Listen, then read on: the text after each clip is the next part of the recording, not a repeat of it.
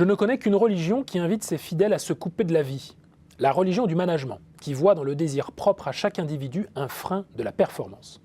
Celui qui s'exprime ainsi n'est pas un chercheur en gestion, mais le fondateur de l'école occidentale de méditation, Fabrice Midal. Dans ses 2 derniers textes, il s'adresse à ses lecteurs en leur formulant 2 conseils. Foutez-vous la paix et commencez à vivre, et sauvez votre peau, devenez narcissique, qui en constituent les titres et sous-titres.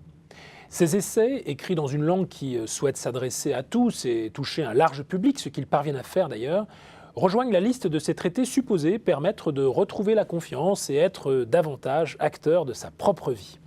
Les 2 conseils qu'ils nous donnent peuvent être ainsi résumés. Premièrement, les individus au travail auraient tendance à s'auto-exploiter et à mettre la barre sans cesse plus haut au point de se nuire, d'être son pire ennemi, de desservir son propre épanouissement personnel. Pour cela, il faut donc commencer par se foutre la paix, mouvement que l'auteur rapproche de la Gelassenheit heideggerienne, que l'on traduit parfois par sérénité ou par quiétude. Il faudrait donc se laisser être, et ce lâcher prise serait le meilleur service que nous nous donnerions à nous-mêmes. Secondairement, Fabrice Midal propose à ses lecteurs, parmi lesquels de nombreux cadres d'entreprise cherchant un sens à leur existence, d'opérer un mouvement très inattendu, celui de se renarcissiser.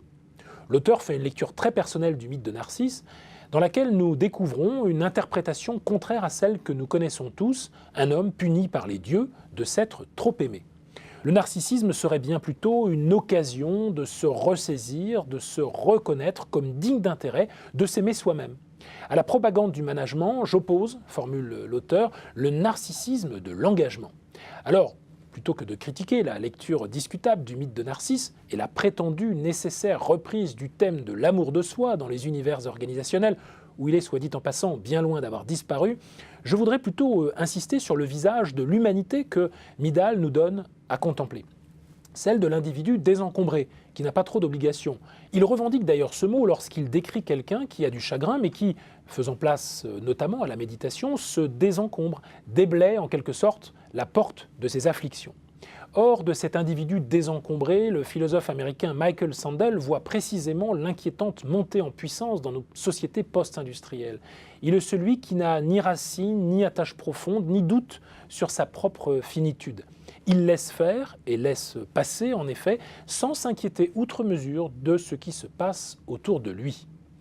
L'auteur répondrait sans doute sur la confiance que lui inspire la nature humaine. Confiant dans les progrès de la psychologie positive, l'auteur explique que le moi n'est pas haïssable, comme le déclarait par exemple Blaise Pascal, mais qu'il est innocent. Ce qui est haïssable, c'est le nombrilisme, c'est l'orgueil.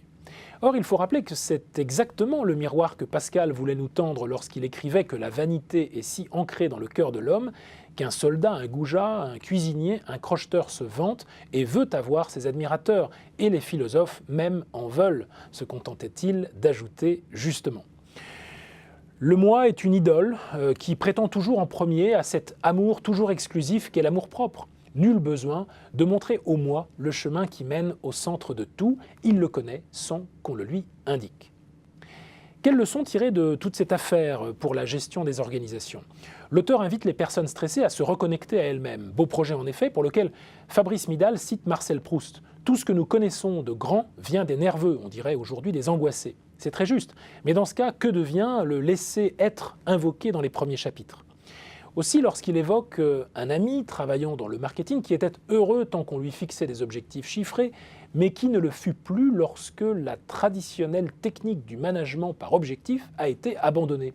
Proposerait-il alors de revenir à cette technique de management proposée par l'américain Peter Drucker en 1954 ? On voit ici à quel point, avec ces 2 exemples, que les contours de cette renarcissisation en management, si seulement elle est souhaitable, méritent encore d'être reprécisés.